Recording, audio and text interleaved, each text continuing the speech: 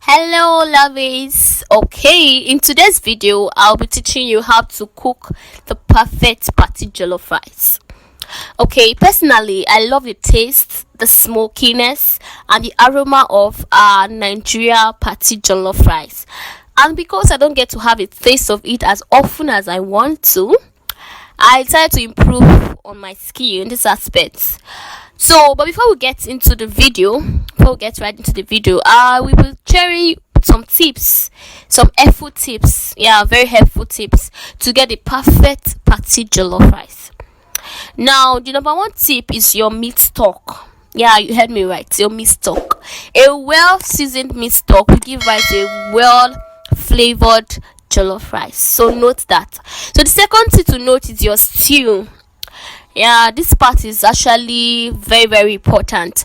Some people get to rush the frying process of their tomato blend, but me personally, I find my tomato blend no longer tastes sour or raw in the mouth. This process actually is very nice. It helps to improve the taste and the outcome of your rice. All right, the last but not the least, the last tip for today is the smokiness of the jollof rice. If you are very familiar with our Nigeria party jollof rice, you tell that it's very smoky, and that's what brings out the taste, the aroma, and everything about that jollof rice. So, if you want to get that authentic jollof rice taste, then you have to be generous enough to allow some of your rice to get burnt while cooking. This aspect of the rice getting burnt cannot be overemphasized. It is what makes the party jollof rice what it is. Alright, with that being said, let's get right into the video. So for this video, we need some meat stock. I already parboiled it. So we'll also be needing some butter. I'm using Sima's butter, then tomato paste. I'm using GINO. That's my best tomato paste. And also we needing some thyme and some curry powder. Yeah, thyme. Seasoning cube. I'm using 2 seasoning cubes.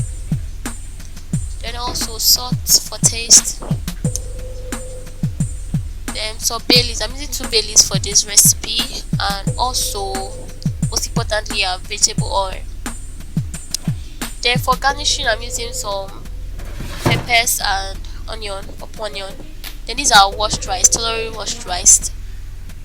And these are blended tomatoes, already parboiled. I prefer it when it's parboiled. So for the cooking process, I've lit up my pots. I'm pouring my ground oil. Please pardon me, this ground oil I use for frying my meat. So we're toasting our onions, then stir fry for just few seconds. If you are frying on a low, it can leave it for a minute. So I'm using a wooden spatula for this because it helps in the starting point of this cooking process. I don't know if you get. So after a while, we are putting our tomato paste. So stir it together, then allow to fry so that to remove that soury taste of tomato. So we're leaving this for 5 to 10 minutes, depending on your heat, depending on the taste, and you check if it's fried already. So at this point you can see that the oil settled at the top of the tomato paste. This is a sign that it's already fried. So I'll pour in my parboiled tomato and pepper blend. So after this, we'll stir everything together, mix properly. You get. Okay, I'm still making use of my wooden spatula. In time I will switch to a spoon, but for now we're using our spatula.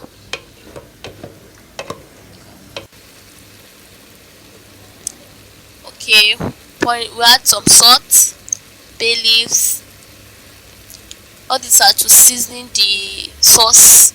So I'm adding my seasoning cubes. I use both star, Maggi, and a knock cube. I just want this different combination. So that's our time. Sorry I didn't give you an estimate of a proper recipe, like proper measurement for the time and curry. That's because I'm already a pro, so I know what to do. But I'll leave it on the description box Okay, so now sorry, I did it off camera. The stew is properly fried. Like I fried it for 10 to 15 minutes. So I poured in the rice. Remember, it's thoroughly washed rice. So when it's thoroughly washed, during this process of pouring the rice to the tomato stew, sorry, the stew, it won't stick to the pot. You get. So after this, I'll pour in my meat stock to loosen up the sauce and to properly cook the rice. Remember, it's parboiled. It's washed rice, not parboiled. So because my meat stock is not enough for the cooking process, I'm adding some water to it. Then I'm using foil paper to cover this help to trap in the heat and allow the rice to steam properly. So now our rice is properly cooked. So I'll pour in the purple onion and scotch bonnet pepper for garnishing. I'm also adding some butter. At this point, the my kitchen is just scenting so nice, and the taste of jollof rice is so good. You see, this is my recipe. It has working so fine for me, and I believe when you try it, you will give me a very nice feedback. Kindly subscribe to my YouTube channel and give me a thumbs up if you like this video. Thank you for watching. See you in my next video. Bye.